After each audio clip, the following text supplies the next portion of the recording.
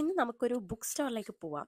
ഇവിടെ മ്യൂണിക്കിൽ വന്നതിന് ശേഷം നമുക്ക് അല്ലെങ്കിൽ ജർമ്മനിയിൽ നമുക്ക് ഭയങ്കര ബുദ്ധിമുട്ടാണ് ഒരു ഇംഗ്ലീഷ് ബുക്ക് സ്റ്റോർ കണ്ടുപിടിക്കാൻ.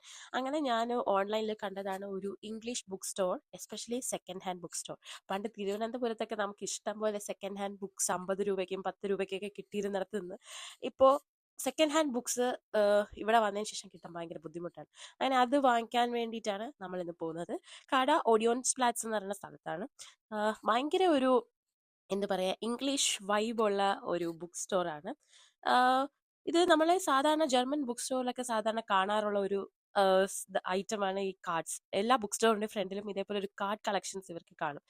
എല്ലാവരുടെയും ബർത്ത്ഡേക്ക് ഇവർ സ്പെഷ്യലി ഗിഫ്റ്റ് ചെയ്യുന്നതാണ് കാർഡ്. ഇപ്പോൾ ബർത്ത്ഡേക്ക് ആയാലും ഫെയർവെല്ലിനായാലും എല്ലാം ഇവർക്ക് കാർഡ്സ് കൊടുക്കുന്നത് ഭയങ്കര ഇമ്പോർട്ടൻ്റ് ആണ്. ഈ സ്റ്റോറിന്റെ കാര്യം പറയുകയാണെങ്കിൽ ഇവർക്ക് ഇഷ്ടം പോലെ ബുക്ക് കളക്ഷൻസ് ഉണ്ട്. നമുക്ക് കാണുമ്പോൾ ചെറുതാണെന്ന് തോന്നുമെങ്കിലും ഇവർക്ക് different varieties of book collections ഉണ്ട്. Comedy, fiction, fantasy, mystery, suspense, thriller, അങ്ങനെ എല്ലാത്തിനും അതിൻ്റെതായ ഒരു ഷെൽഫ് കൊടുത്ത് ഇവരെല്ലാം അറേഞ്ച് ചെയ്ത് വെച്ചിട്ടുണ്ട്.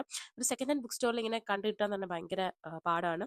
പിന്നെ നമ്മളിങ്ങനെ കണ്ടോ, ഷെൽഫിൻ്റെ ഇടയിലൊക്കെ ഇവർ നല്ല കോസി ആയിട്ടുള്ള ഒരു റീഡിംഗ് സ്പേസ് കൊടുത്തിട്ടുണ്ട്. നമ്മൾ സെലക്ട് ചെയ്ത ബുക്ക് ഇവിടെ നിന്ന് നമുക്ക് കുറച്ച് നേരം വായിച്ച് നോക്കിയിട്ട് സെലക്ട് ചെയ്യാം. അങ്ങനെ ഞാൻ 2-3 ബുക്ക് എടുത്തു. ഇവിടുത്തെ ബുക്കിൻ്റെ പ്രൈസ് റേഞ്ചും ഭയങ്കര അഫോർഡബിൾ ആണ്. അതായത് 5 to 10 യൂറോയ്ക്കകത്ത് തന്നെ നമുക്ക് ബുക്സ് കണ്ടുപിടിക്കാൻ പറ്റും. അങ്ങനെ ഞാൻ ഈ രണ്ട് ബുക്കാണ് ഞാൻ സെലക്ട് ചെയ്തത്. അങ്ങനെ അതെല്ലാം കഴിഞ്ഞ് നമ്മൾ തിരിച്ച് വീട്ടിലേക്ക് പോവുകയാണ്. വൈകുന്നേരം ഒരു 6-7 മണി ആവാറായി. അങ്ങനെ തിരിച്ചു പോകുന്ന വഴിക്ക് ഞാൻ ദുറും വാങ്ങിച്ചു. ദുറും വാങ്ങിച്ച് എൻ്റെ ഭർത്താവിന് ദുറും ഇഷ്ടമാവുകൊണ്ട് കൊടുക്കാൻ വേണ്ടിയിട്ടാണ് ദുറും വാങ്ങിച്ചത്. അങ്ങനെ കൊടുത്ത സ്ഥിതിക്ക് എനിക്ക് തിരിച്ച് ഒരു ചോലെ ഭട്ടൂരെ ഓർഡർ ചെയ്ത് തന്നു. അങ്ങനെ ഞാൻ ചോലെ ഭട്ടൂരയും കഴിച്ചിട്ട് സിനിമയും കണ്ടു. അത് കഴിഞ്ഞിട്ട് ഇത്ര എണ്ണ കഴിച്ച സ്ഥിതിക്ക് ഞാനൊരു ജിഞ്ചർ ടീ കുടിക്കാമെന്ന് വിചാരിച്ചു. അങ്ങനെ ഒരു ജിഞ്ചർ ടീയും ഇട്ട് കുടിച്ചു. എന്നിട്ട് ഇന്ന് വാങ്ങിച്ച ബുക്ക് ഒന്ന് വായിച്ച് നോക്കാൻ വിചാരിച്ച്.